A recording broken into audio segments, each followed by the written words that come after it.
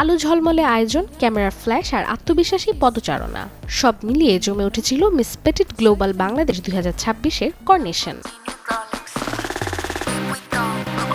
দেশের পেজেন্ট অঙ্গনের পরিচিত মুখ, ফ্যাশন ডিজাইনার ও আমন্ত্রিত অতিথিদের উপস্থিতিতে অনুষ্ঠানটি হয়ে উঠেছে প্রাণবন্ত।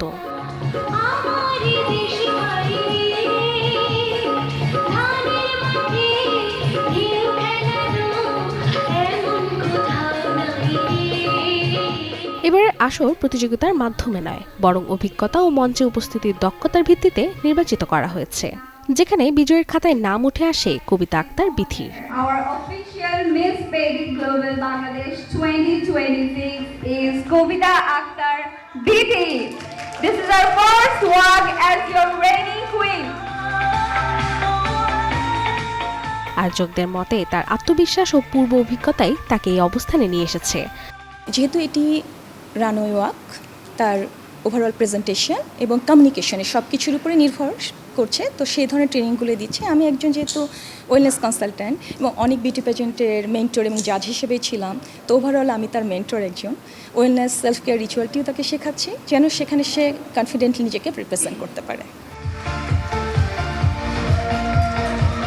অনুষ্ঠানের অন্যতম আকর্ষণ ছিল স্যাশিং ও ক্রাউনিং পর্ব, যেখানে ডাক্তার তৌহিদা রহমান ইরিন বিথিকে স্যাশে পরিয়ে দেন এবং অন্যদিকে বিজয়কে মুকুট পরিয়ে দেন মিস অরা বাংলাদেশ 2023-এর ইশরাত শারমিন খান।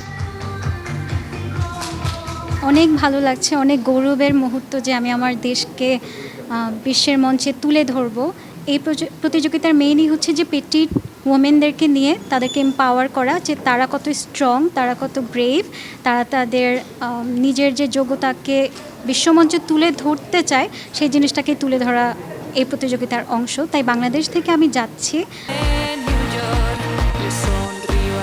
আগামী মে মাসে মালয়েশিয়ার কুয়ালালামপুরে অনুষ্ঠিত হবে এই আন্তর্জাতিক আসর। প্রায় 40টি দেশের প্রতিযোগীদের অংশগ্রহণে গোল্ডেন এডিশন হিসেবে এটি হতে যাচ্ছে সবচেয়ে বড় আয়োজন। বেশিরভাগ প্রতিযোগিতাতেই উচ্চতাকে একটা প্লাস পয়েন্ট হিসেবে দেখা হয়। এই কনসেপ্টটা থেকে সম্পূর্ণ ভিন্ন। এই প্রতিযোগিতায় যাওয়ার জন্য আমি তখনই এলিজিবল হব যখন আমার উচ্চতা 168 সেন্টিমিটারের চেয়ে কম হবে। বাংলাদেশের মেয়েদের গড় উচ্চতা 150 থেকে 152 সেন্টিমিটার। মিস পেটিট গ্লোবালে যেহেতু এই কনসেপ্টটা সম্পূর্ণ ভিন্ন, সেহেতু আমার মনে হয় বাংলাদেশের প্রতিযোগিতার জন্য এর চেয়ে ভালো আর কিছু হতেই পারে না। এখন দেখার অপেক্ষা কতটা সফলভাবে বিশ্বমঞ্চে দেশের প্রতিনিধিত্ব করতে পারবেন কবিতা আক্তার বিথি।